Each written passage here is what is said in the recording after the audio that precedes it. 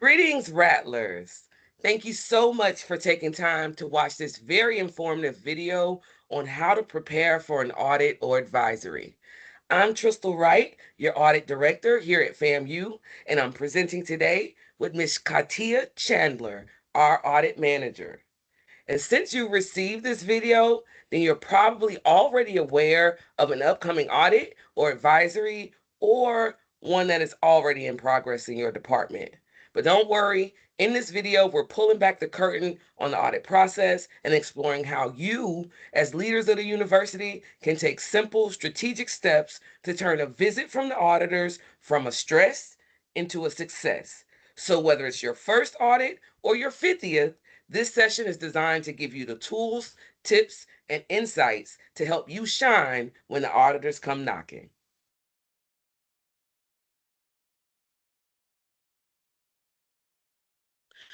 So let's go over the agenda. First up, we'll break down what an audit actually is and the different types you might encounter here at the university. Spoiler alert, not all audits are created equal.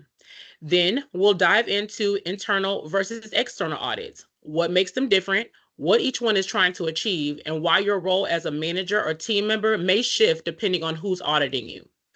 Understanding these differences can make your experience smoother and even help protect your unit's reputation. Next, we'll walk step by step through the audit process itself, from kickoff to closeout, and we'll share some practical tips for making your audit a success at every stage. Think of it like your own personal audit survival guide, only you'll survive, not just thrive.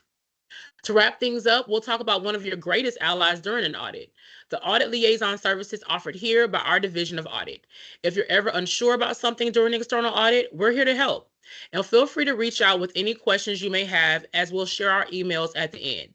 Please remember, there are no dumb questions here. Your questions are valid. We want you to feel informed, confident, and ready to turn the audit process into a tool for your success.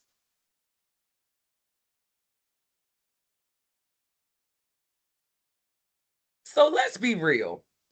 Just hearing the word audit can spike your cortisol levels, right? It can increase your heart rate, but that's just the stress hormone kicking in. So pause for a second, take a deep breath, because we're here to bust that myth. An audit doesn't have to be stressful. In fact, it shouldn't be. At its core, an audit is simply a checkup. Whether we're reviewing financial accounts, evaluating how a process runs, or checking if a system meets certain standards, it's all about making sure things are working the way they're supposed to. Think of it like quality control for your department. Audits help spot issues before they become major problems and provide valuable insights to strengthen what's already working. Let's take a look at what the word audit really means. The A, it represents accountability. Audits help ensure that individuals and departments are held accountable for how they manage university resources, make decisions, and follow policies. It's not about blame, it's about transparency and being able to stand behind your actions with confidence. The U is for understanding. Audits involve understanding the operations, understanding the business objectives, understanding strategic goals, and internal controls of the organization. While both internal and external auditors consider these areas when conducting audits, internally, we at the Division of Audit place a higher focus on these areas during our engagements because that's one of our primary goals to add value to the organization and to your departments. And we do this by identifying opportunities to help you achieve your unit goals and the university's strategic priorities as a whole. The D is for documentation. All auditors review management's due diligence and their efforts to comply with laws, rules, regulations, and policies through documented procedures. So, in every engagement, you'll see a focus on documentation. And that's because audits rely on clear records to support decisions, actions, and compliance. In our world, if it's not documented, then it doesn't exist or it never happened. The I is for independence. For both internal and external auditors, there must be independence and objectivity in both appearance and fact. And this is because stakeholders and the readers of our reports must feel comfortable that we're not biased in conducting our audits or reporting the information. And finally, the T is for transformation. By taking the insights, recommendations, and identified opportunities for improvement, managers can utilize the information derived from an audit to transform their divisions into high performance areas aligned with best practices, compliant with rules and laws, and also strategically focused to achieve their goals. So now that Trystal has gone over what audit is, let's talk about the different types of audits. There's 5 basic types. Don't worry, this won't be a dry list of definitions. Each one plays a unique role in how we manage risk, improve operations, and meet external expectations here at the university. First, financial audits. These audits ask one big question: do the numbers tell the truth? The goal here is to determine whether the university's financial statements are presented fairly and in accordance with the rules. Every year, the Florida Auditor General is on campus doing just that. It's a required audit mandated by state law. And beyond that, our DSOs, or direct support organizations, and athletics division also undergo annual audits by outside CPA firms, which is a standing requirement from our Board of Trustees. Compliance audits, these are pretty straightforward. They check whether we're following the rules, laws, regulations, policies, contracts, and grant agreements. Whether it's federal financial aid rules or NCAA guidelines, these audits make sure we're doing what is expected. They're essential for maintaining funding, accreditations, and our reputation. And when issues are found, the goal is to correct, not to punish. Next up, let's look at operational audits. Think of these as the everything bagel of audits. They cover efficiency, effectiveness, and whether we're using resources wisely to meet our goals. But they also often include some components of financial, compliance, and IT reviews. It's broad, it's deep, and yes, pretty much anything can be on the table with an operational audit.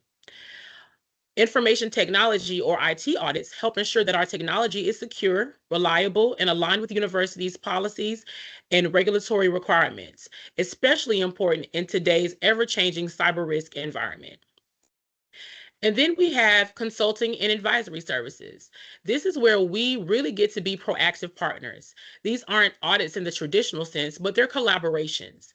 At the request of the Board of Trustees, the Board of Governors, or university leadership, the Division of Audit dives into specific issues to help management make smart, informed decisions.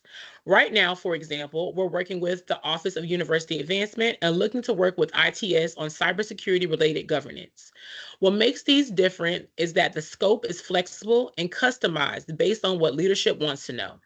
So while these types of audits may sound routine on paper, they're actually quite dynamic tools that help us strengthen the university, respond to emerging challenges, and move forward with confidence.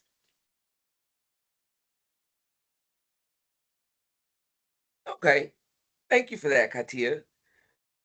And now that she has explained what internal audits are, let's break down the internal versus external audits. So, some of the key differences first start with the placement. Internal audits are conducted by employees within the organization, like our audit team here at FAMU. The chief executive, the chief audit executive, VP Joseph Malachewski, reports administratively to the university president and functionally to the Audit Risk and Compliance Committee of the Board of Trustees.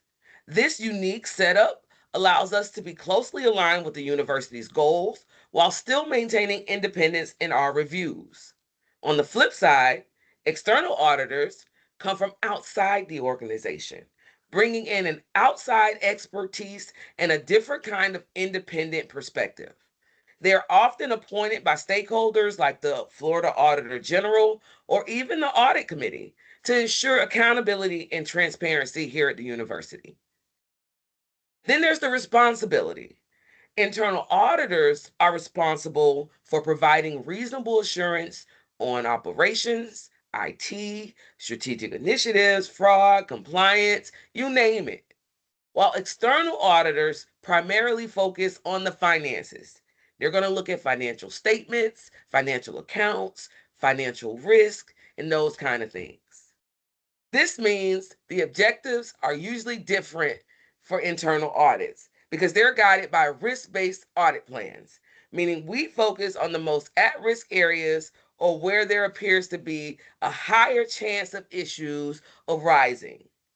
Every year, you're asked to complete risk assessment surveys or participate in interview and focus groups.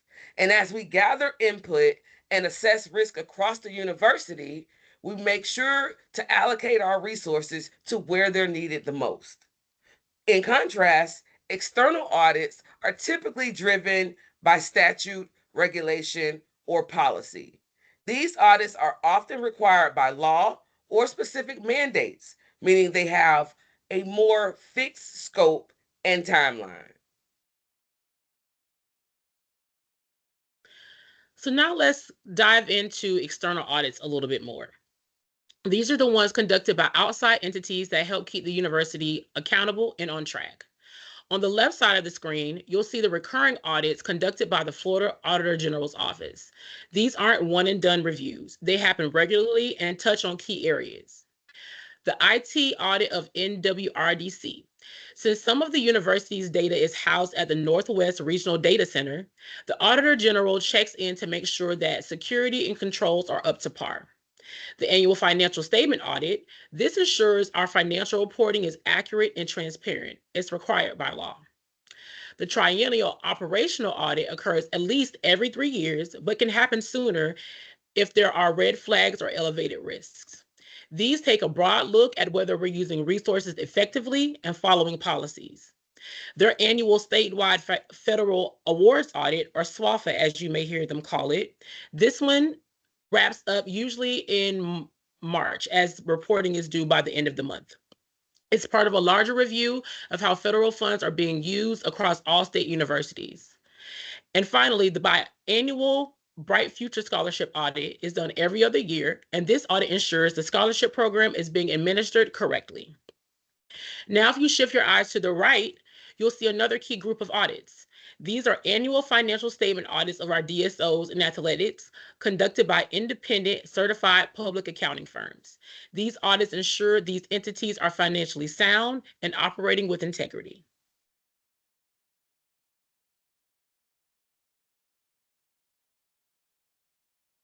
So we've just told you about our audit services, but the Division of Audit offers so much more to support the university.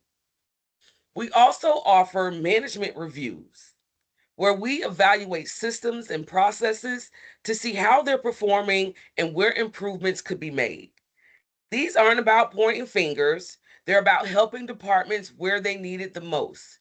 Consider it a wellness checkup for your operations. These reviews are often requested by the president or senior leadership, but any manager can request one. And it's a great opportunity to get expert feedback and strengthen your department's effectiveness. We also offer audit and consulting services. You can consider the Division of Audit your strategic partners. Our advisory and consulting services are designed to support management in making informed strategic decisions. These projects are collaborative and flexible, meaning we work with you to define the scope and focus on what you want to know. And these topics can range from budgeting and process improvements to navigating remote work impacts and system changes. These services are meant to provide insight, guidance, and recommendations. And they're also requested by leadership and departments, so they're proactive in the way that we solve challenges before they become major audit concerns. We also offer technical assistance. So if you need help fine-tuning a process or revising a policy, do you need to identify risks before they start snowballing? Then we've got you. Our team provides training, helps with business impact analysis, risk identification, and ensures your practice matches your policies. Because when they don't, it often results in an audit finding. So, with these services, we help you get it right before the audit ever happens. The Division of Audit also investigates allegation of fraud, waste, abuse, and allegations covered by the Whistleblower Act. And those include violations of law, policy that endanger public health or safety, serious mismanagement, gross waste of public funds or Medicaid fraud, or neglect of duty or misconduct by employees or contractors. So, whether it's strengthening processes, responding to allegations, or helping you avoid risk, the Division of Audit is your go to partners in accountability, integrity, and continuous improvement. Now, let's discuss the audit process a little bit. The audit process generally has about 10 steps that outlines a well organized journey with plenty of opportunities for communication and collaboration along the way. Let's break it down. So, step one, we start with planning. Before we ever knock on your door, we do our homework. We dig into laws, regulations, policies, procedures, strategic plans, organizational charts, job descriptions, you name it, we take a look at it. We may also send internal control questionnaires or conduct preliminary interviews. All of this helps us build a solid scope and plan for the audit. So, think of it as our version of assembling a toolkit. Next, we officially notify your leadership that an engagement is starting, explaining the purpose and making sure you're looped in from the very beginning because there's no surprises here. The kickoff presentation. This meeting sets the tone. So we'll walk through the audit's goals, scope, and what you can expect during the audit process. This is also your chance to ask questions and get aligned before the real work begins. Speaking of the real work, let's talk about the fieldwork phase. Here is where most of you will get the opportunity to interact with us. In this phase, we conduct interviews, process walkthroughs, document reviews, and perform testing. This is the heart of the audit and your time to shine by demonstrating to the auditors how things are done.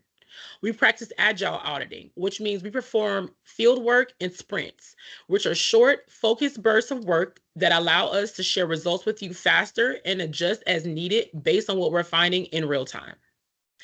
Transition meetings. This is where we discuss preliminary and tentative observations, aka findings. So again, these are tentative. We schedule a meeting with management to provide these heads up items that we plan to include in the report. Transition meetings are management's opportunity to weigh in before anything is finalized. So we'll carefully consider any additional information that you provide at this stage.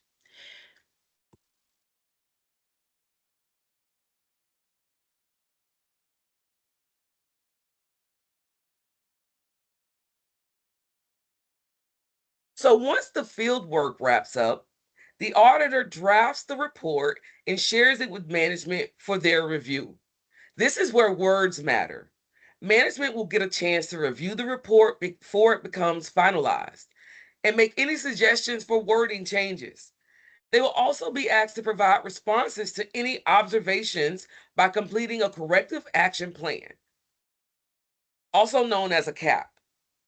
This is their chance to outline what actions they plan to take to correct the observations and prevent them from reoccurring.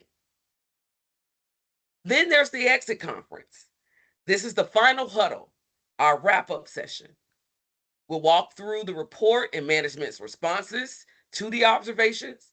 We'll clear up any confusion and make sure everyone's on the same page before we finalize everything. And then the next step is time to respond. External auditors usually give you 20 to 30 days to respond, but it's not just a courtesy. It's often required by state law, especially in audits led by the Florida Auditor General. Our division is a bit more flexible. We typically ask for responses within 7 to 14 days, but there's good news. With agile auditing, we don't wait till the end of the project to loop you in. Because of those transition meetings, you'll know what's going on with the project all along.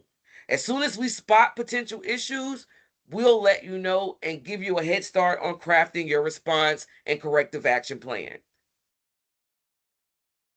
The final report, after the CAP is received and accepted, it is attached to the draft report in order to create the final report, which is then distributed to the appropriate stakeholders.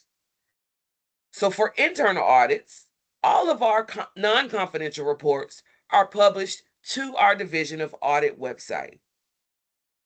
And we don't just stop there.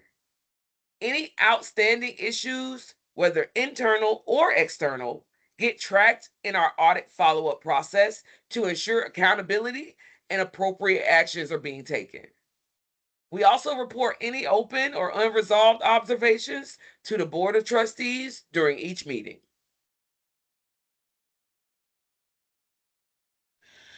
So you were just notified that your department will be part of an upcoming audit. Don't let the cortisol take over and the anxiety hit you. So what should you do? First things first, don't panic. This is your opportunity to shine and show us how strong your department's controls and operations are. So here are some tips on how to hit the ground running. First, gather your documentation. Make sure your organizational chart and position descriptions are current because these help us understand who's doing what, and they're key for assessing things like separation of duties and access controls, favorite areas of focus in financial, operational, and IT audits. Now is also the perfect time to double check your policies and procedures. Make sure you have them. And do they actually reflect how you operate today? If your practice and documentation don't match, that's an easy way to land an observation. So don't let old policies speak louder than what's really happening on the ground. Next, designate your rockstar audit liaison.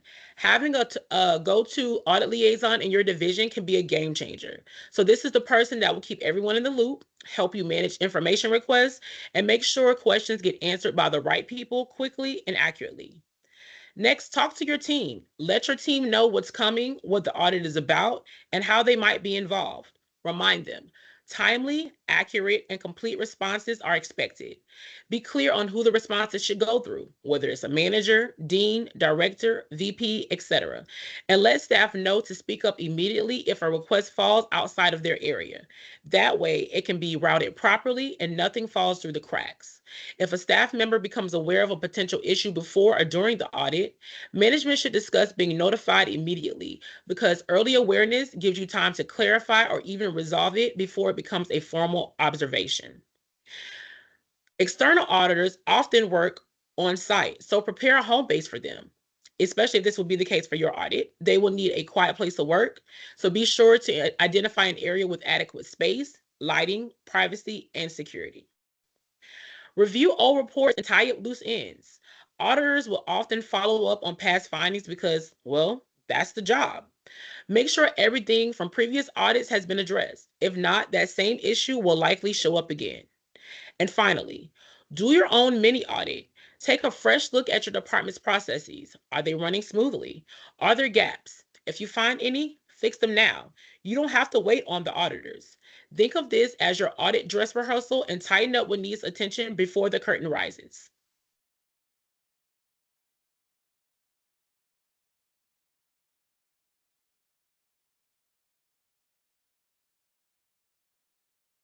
The entrance conference is the first big chance to set the tone for a smooth and productive audit. So please come prepared and confident. Bring the right people to the table.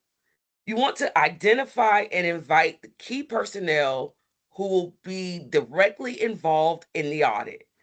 These are your subject matter experts, the people who can speak to the processes, answer questions, and provide the right documents quickly. Having the right voices in the room from the start avoids confusion and keeps things moving. If you know your team will be stretched thin, say during finals week, registration, year-end closeout, or any other peak period, please let the auditors know up front. It is completely fair to share resource constraints and vacation schedules that may impact responsiveness. For example, the registrar's office may be buried in other work during graduation or registration periods and can't respond as quickly during those windows. And we understand that. So just let us know. And then hand over a cheat sheet of who's who, along with what kinds of information each person handles. This not only saves time, but also ensures the auditor reaches the right person for the right info the very first time. So, fieldwork, as we mentioned, is a critical part of the audit. This is where your data, practices, and activities are analyzed. But let's talk about what keeps an audit on track, low stress, and high impact. It all comes down to communication, collaboration, and quick action. So, here's how. With the information request, when one hits your inbox, check to see what's available immediately and flag anything that's missing or incomplete. If you can't find it, be proactive and offer alternatives or suggestions to help the auditors get the clarity that they need. And make sure someone knowledgeable is available to explain and answer follow ups quickly and accurately. With the transition meetings, keep the conversation going and stay informed. These check ins are gold. Use them to discuss progress, timelines, any potential reportable issues, what deadlines are approaching, and anything that needs clarification to prevent confusion down the road. With your corrective actions, if you see it, fix it. If an issue pops up, don't wait. Act fast, document it, and start building your corrective action plan based on the root cause. The Division of Audit should be notified of all identified issues so that they can provide support or guidance as needed. And finally, you want to team up for success. Audits often touch on multiple departments, so break the silos. Work together to ensure your responses reflect the full university perspective and tell a complete, accurate story.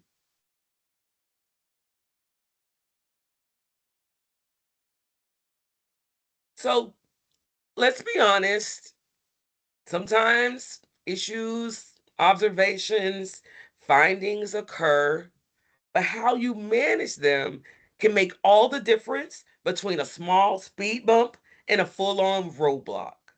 So here's how to take control and drive meaningful results.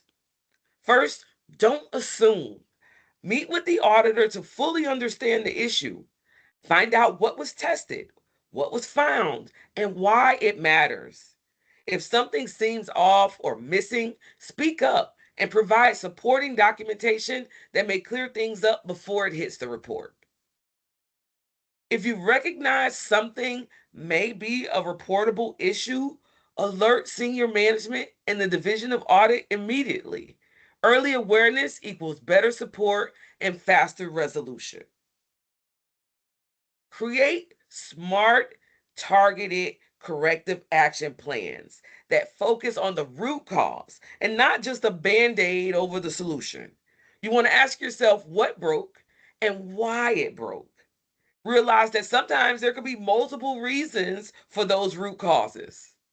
But then you want to build a plan around the root causes to make sure that the issue doesn't happen again. Components of a CAP include the plans of action, what you plan to do, assigning responsibility to the appropriate parties, who's going to make sure the corrective action gets implemented. You want to include the expected implementation date, a realistic timeline of how long it'll take to fully implement the corrective action. And then you want to identify any resources that will be needed for that implementation. Do you need additional software, training, staff? This is your opportunity to let us know. You want to plan to meet with leadership and align on resources and timelines. Your assigned point person should be able to track milestones, manage deliverables, and keep the CAP on track. And then you want to share those regular updates with both your management and the Division of Audit so that there are no surprises. And then before it goes final, review the draft report for accuracy, completeness, and tone. Is the language in the report fair? Are all of the facts correct? This is your chance to shape that final message.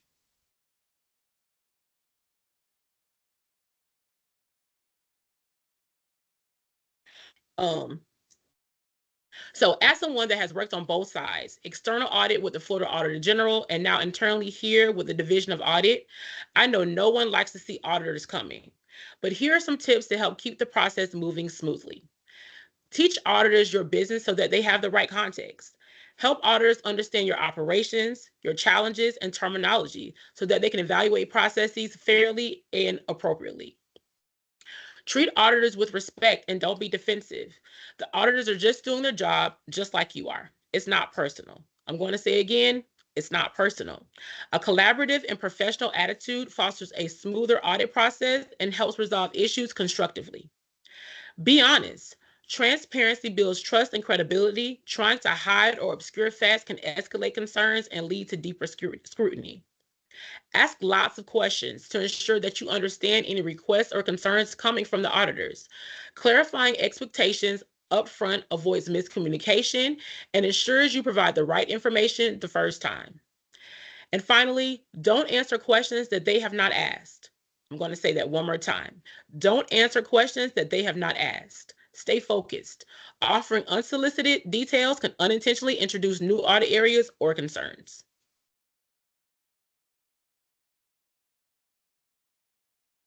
Did you know that both the Florida Auditor General and our Division of Audit use the COSO Internal Control Integrated Framework as their gold standard for assessing internal controls?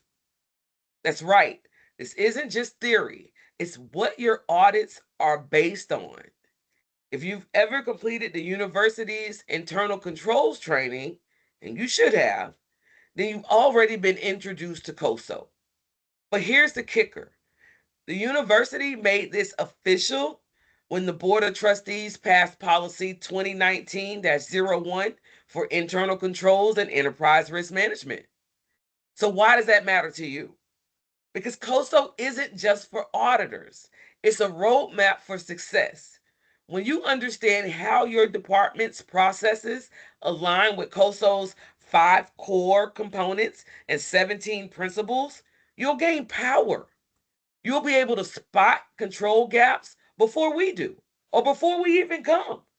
You'll be able to strengthen your operations and crush your performance goals with fewer audit findings slowing you down. So here's a pro tip.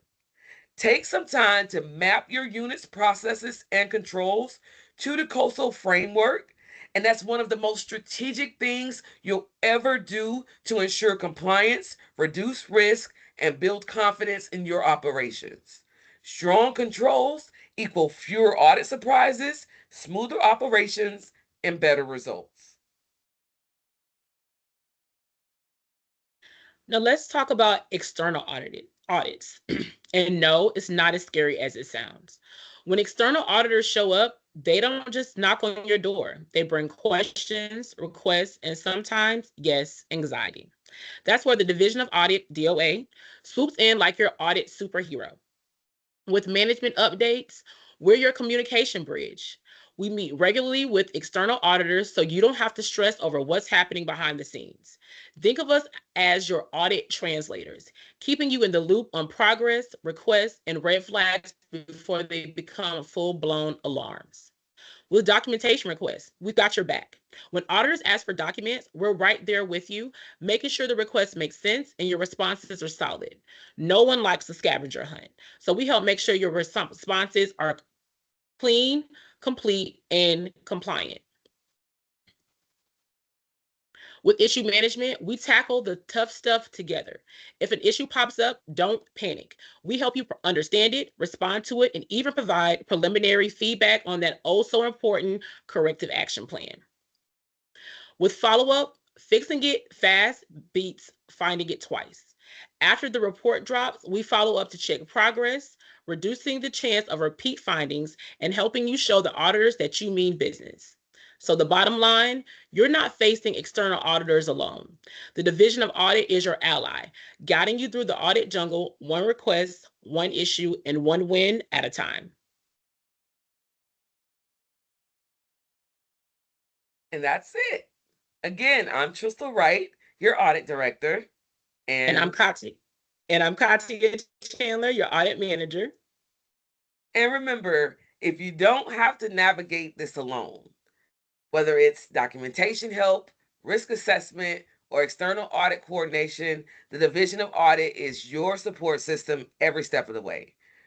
We'll help you understand the more proactive you are, the smoother the process will be. Audits aren't about catching you doing something wrong, they're about helping you get it right. If you have any questions or you want more information about our processes, feel free to reach out to the Division of Audit at the Division of Audit at famu.edu.